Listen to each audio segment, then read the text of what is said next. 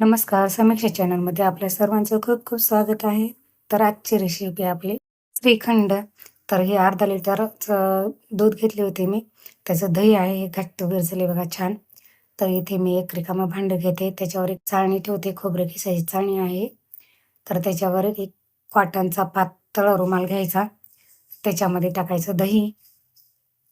सगळं दही टाकायचं त्याच्यामध्ये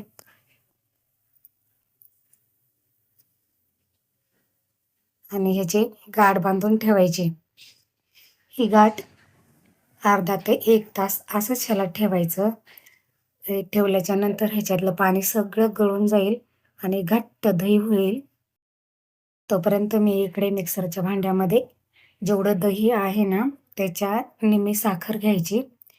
तर इथे मी 1.5 वाटी साखर घेतले. त्याच्यामध्ये विलायची टाकायची आणि हे मिक्सरच्या भांड्यामध्ये बारीक हे साखर करून घ्यायची. मस्त हे बारीक झालेलं आहे साखर. तर हे 1 ते 1.5 तासानंतर हे बघा आपलं मस्त घट्ट तयार झालेलं आहे दही. त्याच्यामधलं सगळं पाणी निघून गेलेलं आहे. तर एका भांड्यामध्ये मी हे दही काढून घेते.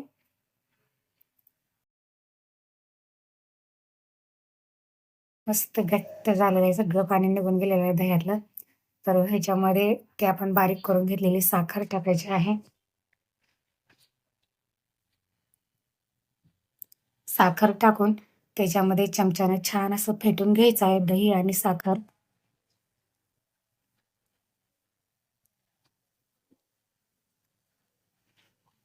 दही आणि साखर एकजीव होईपर्यंत हे छान आपल्याला फेटून घ्यायचं आहे. हे छान असं सॉफ्ट बाहेरच्या सारखा आपला श्रीखंड तयार होते. त्याच्यानंतर आपण आता टाकूयात 2 ते 3 केसरच्या काड्या.